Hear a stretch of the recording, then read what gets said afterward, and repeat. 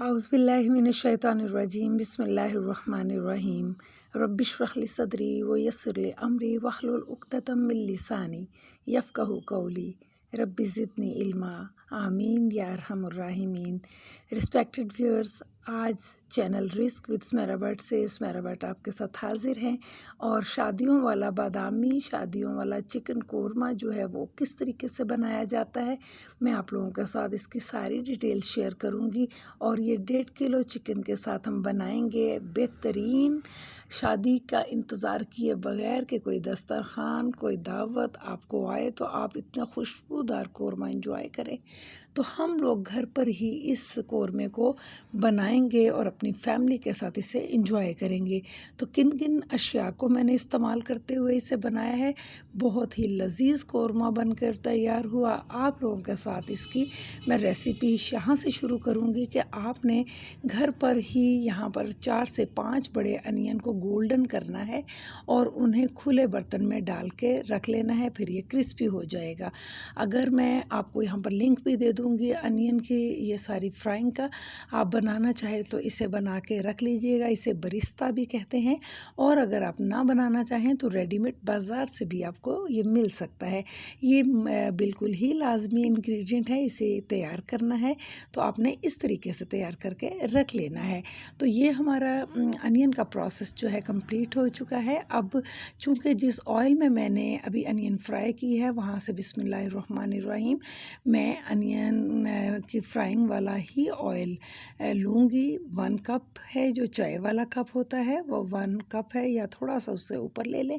तो जनाब इसके अंदर सबसे पहले मैंने नमक और सिरके में इसको वॉश करके भिगो दिया था। और पहले आपने वॉश करना है, फिर इसको नमक और सिरके वाले पानी में रख देना है और बाद में स्ट्रेन कर लीजिए। स्ट्रेन करके तो इसके अंदर शामिल कर दीजिए, तो इससे इसका जो ब्लड वगैरह सारा होता है वो भी रिमूव हो जाता है और ये बहुत ही साफ़ सुथरा निखरा निखरा जो है ये गोश्त आपको हासिल होता है। तो जनाब साथ साथ वॉश के ऊपर भी बात हो गई। अब हम इसको अच्छे से भूनेंगे। तो यहाँ पर भुनाई करने के बाद ही हम नेक्स्ट प्रोसेस लेंगे। तो यकीन करें कि ये जो भुनाई करने के बाद कोरमा बनता है ना, ये अलग ही टेस्ट रखता है। इसके अंदर से सारी जो स्मेल वगैरह है वो रिमूव हो जाती है। लेकिन इस स्मेल को मज़ीद ख़त्म करने के लिए हम किस इंग्रेडिएंट का इस्तेमाल करते हैं वो मैं आप लोगों के साथ यहाँ पर ऐड करके ही दिखाती हूँ।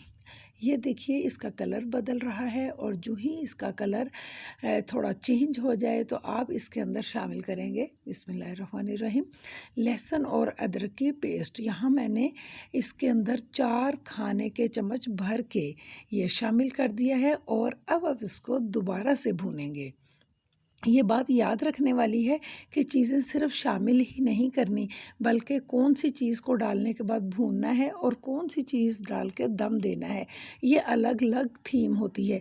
तो यहाँ पर मैंने आपके सामने हाफ़ kg दही के अंदर वो सारी अनियन डाल दी है और अब मैं इसकी बनाऊंगी ग्राइंडर में पेस्ट, और पेस्ट बना के मैं आपको दिखाती हूँ। इसको आपने एक तरफ रख लेना है। ये तैयार पेस्ट जो है ये तैयार करके आपने रख लेनी है। जब हमने शामिल करनी होगी मैं आपको वहाँ जाके उस कंडीशन पे दिखाऊंगी। तो यहाँ सबसे पहले हमने एक चाय की चम्मच डाली है हल्दी और नमक मैं इसमें डालूँगी 1/2 टेबल स्पून, और आप इसको फिर बाद में टेस्ट भी कर लीजिएगा। इसकी वजह यह है कि मैंने इसके अंदर कोरमा मसाला भी शामिल करना है, उसमें भी नमक होता है।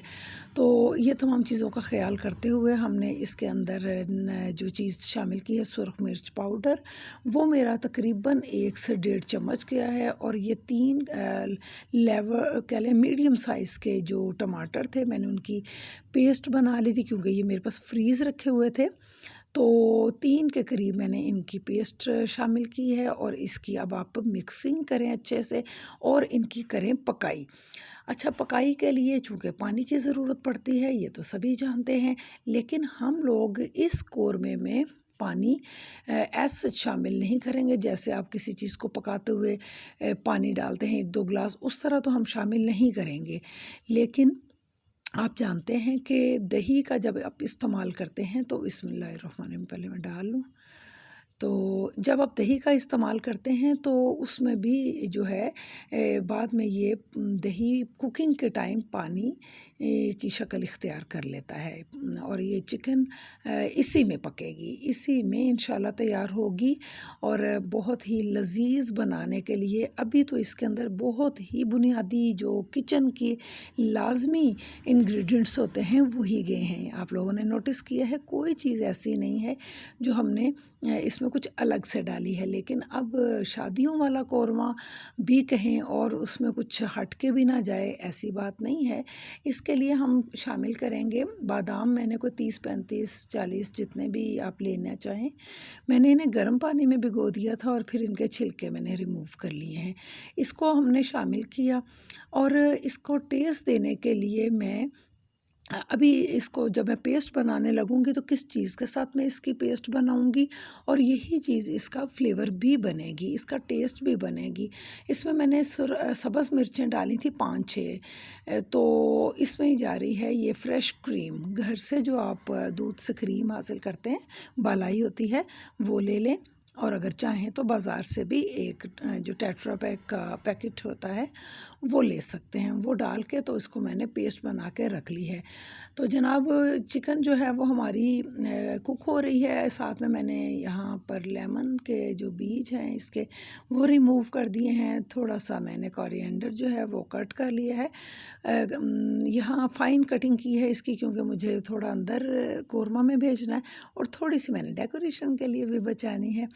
तो ये बहुत ही तहम्मुल से मज़े से पक रही है और ये गया इसमें कोरमा मसाला और साथ में बादाम, क्रीम और ग्रीन चिली की आमेज़िश के साथ, सब्ज़ धनिए के साथ मज़ेदार सा ये अरोमा जो है ये अब इसकी खुशबू भी आएगी। और मैं आपको यहाँ पर एक चीज़ नोटिस करवाना चाहती हूँ। आप लोगों ने कहा होगा मैंने कोई खड़ा मसाला घर में से दालचीनी, बड़ी इलायची, छोटी इलायची, कड़ी पत्ता, ये तमाम चीज़ें नहीं डाली। ये मैंने डाला है वाइट पेपर।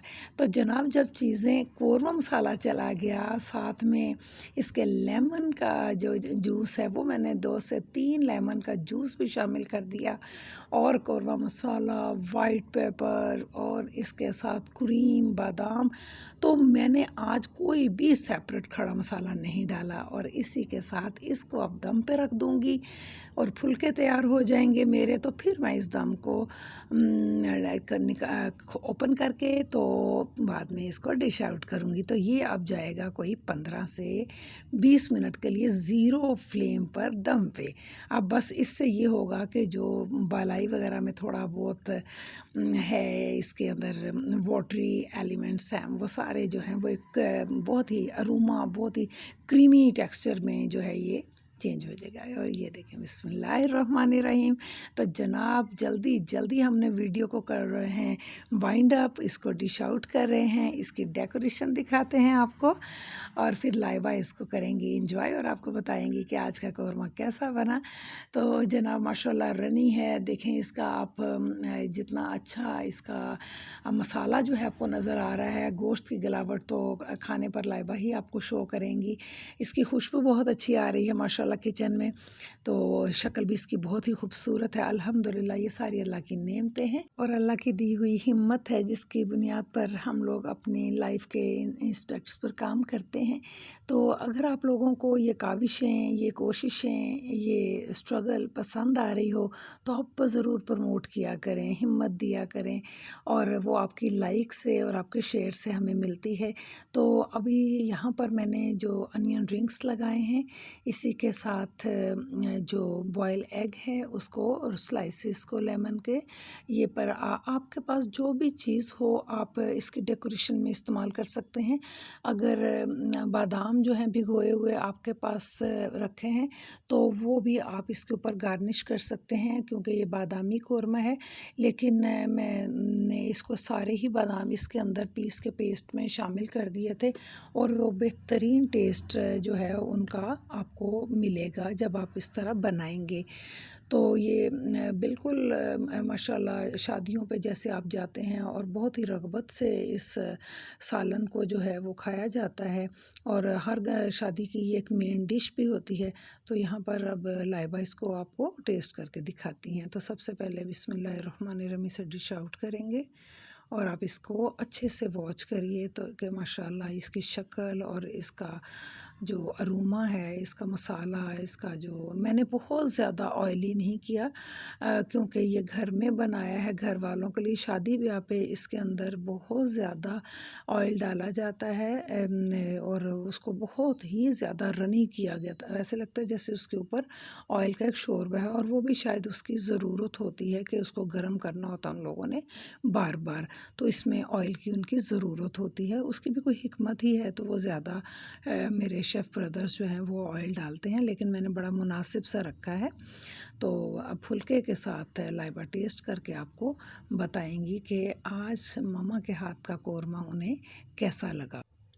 तो चलें इसी के साथ मुझे दें इजाज़त, और अपनी दुआओं में याद रखिएगा। अल्लाह ताला आपके हमारे ईमान की हिफाजत फरमाए, और बीमारों को शिफा दे, और जो जा चुके हैं मेरे प्यारे, अल्लाह उनको अपनी जवार रहमत में बुलंद मुकाम अता फरमाए। आमीन। अल्लाह निगहबान।